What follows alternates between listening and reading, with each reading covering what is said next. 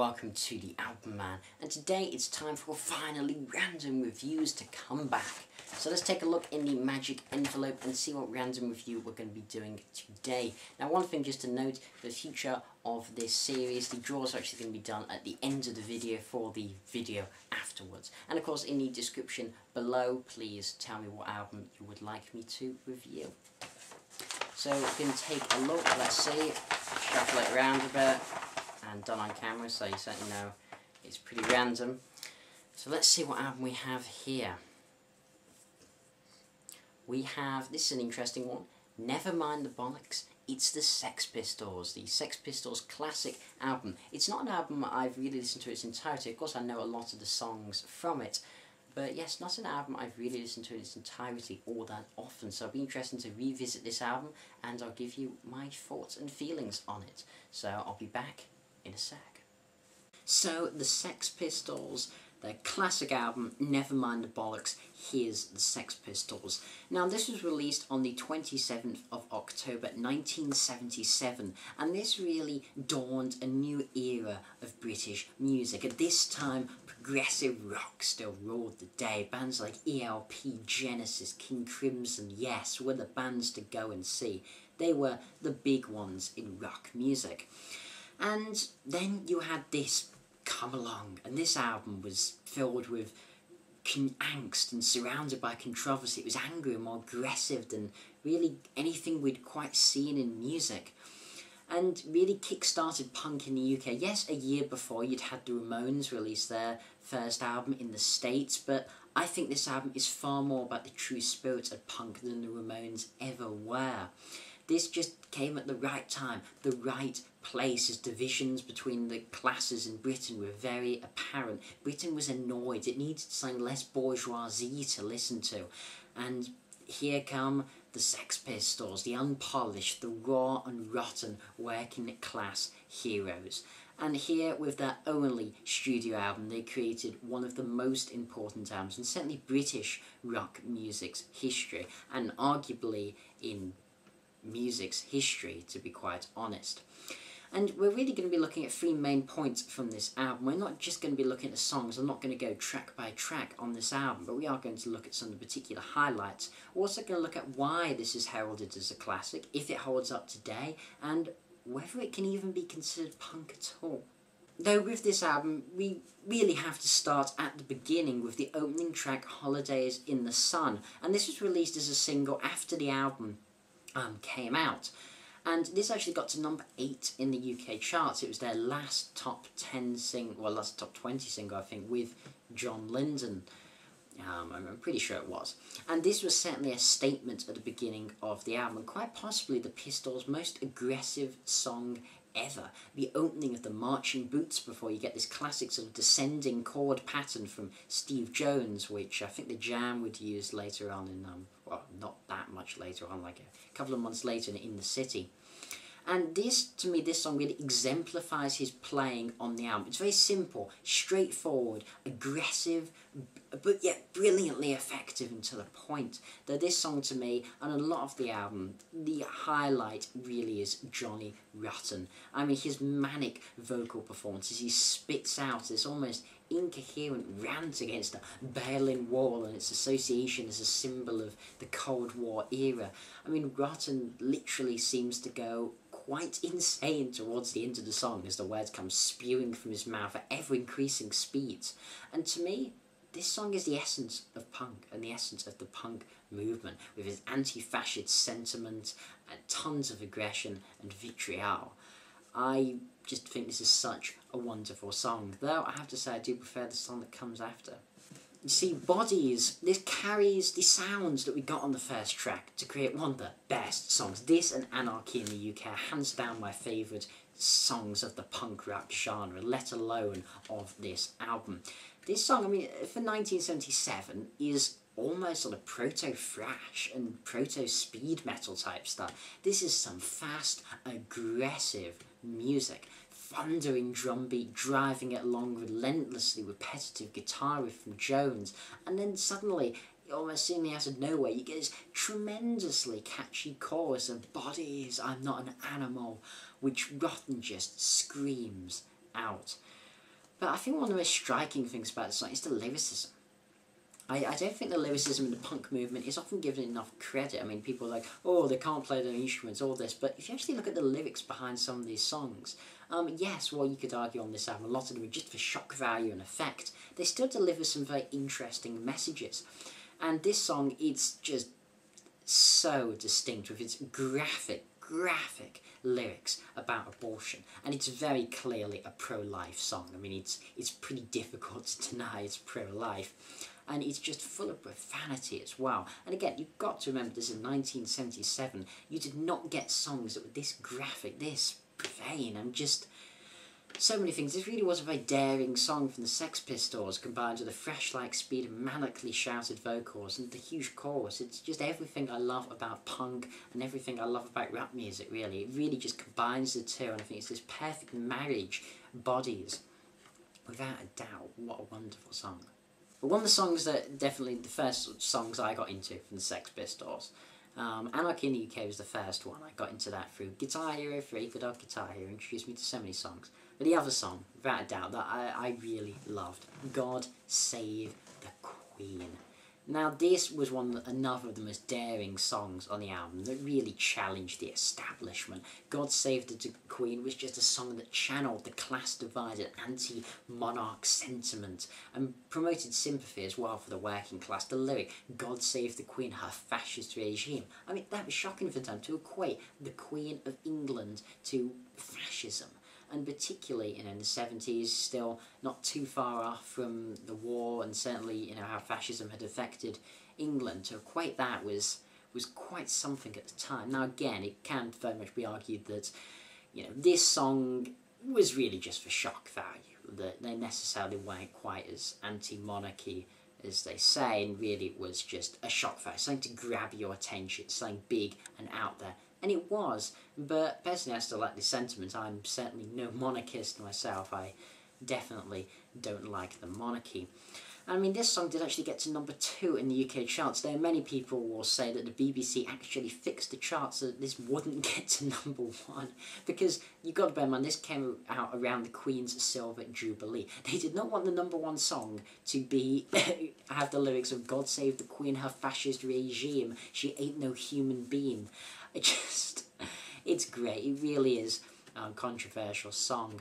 But I also think just the general sentiment, I can understand why it resonated with people at the time, with the no future refrain at the end, definitely staring at the sentiment of the time.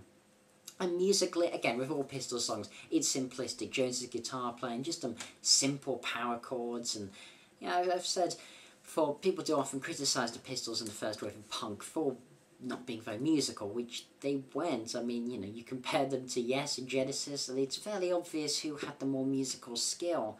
But I found that part of their charm. It was meant to be simplest, it was meant to be aggressive, it wasn't meant to be, the educated music and bourgeoisie that prog had come to symbolise. It was meant to just be down and dirty. And I think if you criticise this album for being like a musical, which you certainly can, it's a valid criticism, I think you're also slightly missing the point of the album. This was not meant to be a technical showpiece. This was just meant to be punk. My favourite song on the album, without a shadow of a doubt, Anarchy in the UK. Yeah, it's overplayed. Yeah, it's cliche. Yeah, it's so, very popular of their songs, probably their most famous. And this song really was the debut single. This was the song that broke them, with the rhyming lines like, I am an antichrist, I am an anarchist. I mean, what an atrocious rhyme that is. Obviously, anarchist and antichrist don't rhyme, but that's the Sex Pistols for you. Again, very stripped down instrumentation. Well, certainly when this burst onto the scene compared to the music at the time, this was. But yet, this just had such a striking melody and chorus. And of course, the lyrics talk about anarchy, though a more sensationalised, violent form of anarchy than you get most anarchists nowadays talk about. You wouldn't quite, get them talk about this sensationalised anarchy. This is more how the media portrays the anarchy as opposed to how anarchists believe it to be. And again, this certainly spoke to the kids of the 70s who felt disenfranchised from the capitalist system, who was sick of the economic downturn, the class divide, and felt the class divide the hardest. And this song really captured their feeling and just yet it still holds up to this day as one of the great rock singles, without a doubt. I want to talk about two more songs from this album, particularly in depth, and they are Pretty Vacant as the first one. Of course, again, another of the very famous songs, and this famous, quite funny, for the emphasis on the word vacant. Yeah, not a surprise what emphasis he put there. And this really was a pinnacle of teenage angst songs from the 70s, with its not giving a damn, not caring at all mentality. Certainly a very fun party song. But is it punk? I wouldn't say Pretty Vacant is in the same way that Holidays in the Sun or Bodies is. It's certainly a more commercially refined Sex Pistols song. It doesn't have that edge to it, I would say, that some of the other album tracks on the song do. It's more of a pop song. And also, I mean, it still sticks out a country mile from other 70s sort of pop rock songs, but it's still, you can see that more commercial edge, even with its snarling vocals. It has that distinctly commercial chorus. But the last song, always been one of my favourites, is EMI. Now, this is about the record label the Sex Pistols first signed to, and I believe they were signed to them, it was only like a day or two. It was a very short tenure they had at EMI before then signing to someone else, and then finally signing to Virgin, who weren't that big a label at the time, I don't believe. And this song, again, it really is, I think this captures a lot of the sentiment from the album. I mean, it's a scathing attack on EMI, but also just on major corporations as a whole. It's full of that traditional punk, anti-establishment sentiment. And I've always just loved at the end, just what end to the album when Johnny Rotten just shouts, "Hello EMI, goodbye." And it's such a great way to end the album. I think it's a very strong closer. But really, how does this album end up holding up? I mean, I've told you why I think this resonated with the people at the time, and why at the time it was such a shocking and new album. But what about today? Because it's certainly an album that's full of a lot of politics from the time and the place. So does it really stand up today? Well, I think it does, actually, in the same way that Bob Dylan's Freewheelin' does. They are both politically motivated albums of their era, and they're very much of their era. They talk about things that happened at the time, with Freewheelin', of course, talking about things like Blowing in the Wind, talking about the Black Rights Movement, and then we have this talking about Britain in the 70s. But I think what's clever about both of these albums is that they managed to capture the feelings, but in a more universal way. It's not as specific as other political albums. Yes, what it does make reference to very specific events. We have the Berlin Wall in Holidays in the Sun, which of course is no longer here. I still think the general, again, I've used the word sentiment a lot, but I think it's true. I think it can still apply. I mean, Britain's economy today is still seemingly in a recession. There's a lack of jobs, budget cuts every 10 seconds, and just a frustration with the system. And the Pistols just managed to craft the ultimate rebel and the ultimate stand against the man, and the call for workers of the world to unite, as Marx once said. Now, I'm certainly not a communist nor an anarchist. I certainly appreciate the sentiments, and I sympathise with some of their views.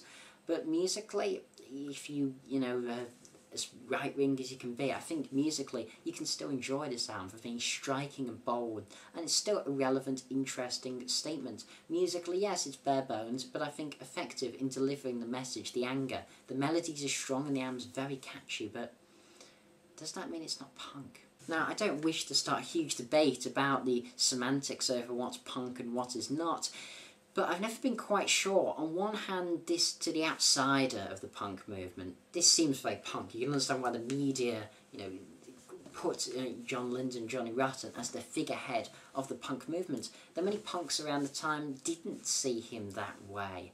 As well, I mean, as I said, from the outside, you can see the attitude, the anger, the Pistols swearing on live TV, Steve Jones doing that, and just making a mockery of the whole system. But on the other hand, from a punk standpoint, then you would see them as the sellouts. They're everything punk wasn't meant to be. They signed a record contract, they released singles, they had a big selling album and a #2 single of God Save the Queen. You see, I think punk, it's, I would argue, maybe the only genre of music which could be argued to not just be about the music. When it comes to metal, it's just, if it is heavy, distorted guitars, it's metal. If it's not, then it's probably going to be rock music. You know, it's all about the music in those categories. If it's prog, it's going to be probably long and intricate. If it's, you know, again, you know, jazz, classical, etc. Punk, I would say punk is more of a way of thinking and a way of life, and I think punk is more of an idea, and I think the idea is an intrinsic part of the genre. I do think they go hand in hand. You can't have one without the other. So can they really be punk, profiting from the capitalist system, from the establishment that they go against? But at the end of the day, I don't really give a damn if it's punk. Not at all. This album, to me, it is a masterpiece. But wait a sec, I'll tell you something we haven't mentioned. Sid Vicious. Now, Sid Vicious. His bass on this album is truly incredible. I mean, it puts John Mayall, Billy Sheehan just to shame. I mean, in fact, I would say Sid's work was actually so good on the album that he didn't actually need to play the album at all, yeah, except for Bodies, which was then later overdubbed. I mean, you have to be a good bassist to be so good you don't even need to play on the album. Just what a guy. Anyway, I've given this album a lot of praise, but that doesn't mean I think it's a perfect album. It's not a 10. It's close. I mean, it's close. Let's not start flaming at me. It's close. I do have some very small gripes. I certainly think there's maybe not too much variety in song structures or riffs. I mean, again, I understand it's punk, it's meant to be like that. And, you know, the riffs are sometimes not that distinguishable. The musicianship is sadly lacking. Well, I said before, and you could say, oh, I'm contradicting myself. I said, well, that's part of the punk spirit. Yes, but it can still also be called a flaw in the album. The musicianship certainly is lacking. Steve Jones' riffs certainly can be similar-ish. You have the odd song that's maybe not quite as a high standard, like I don't think 17 is as good as the other songs, but in general, there isn't a bad song on the album. There isn't a song that I'd ever skip or even consider skipping on the album. It's a very strong album. It's a brilliant album, a timeless classic. It's a 9.5 out of 10. So, that was Random Reviews. I hope you have enjoyed this part of the series, and if you want to, well, if you just wanted to see the review of the album, then you can click off now, because we're going to be drawing the album for next week. We're going to see what random review I'm going to be doing next week. If you don't know, the concept of this series is I draw an album out of the magic envelope. You can suggest albums in the description below that you'd like me to cover in this segment, and it will go into the draw. So let's see what I'll be reviewing next week, or whenever I choose to do this again. Oh, this is an interesting one. Slash's Snake Pits Ain't Life Grand. I haven't reviewed any Slash's Snake Pit before. It's a project to do now. I know I have one of the albums. Can't remember which one I have. It's 5 o'clock somewhere. That's just having a look. So I've never heard Ain't Life Grand, but yes, I'll be covering that soon in the next random review. This has been the Album Man. Thanks for watching, comment, subscribing as usual. Long live rock and roll. Or maybe punk in this case. If it's punk,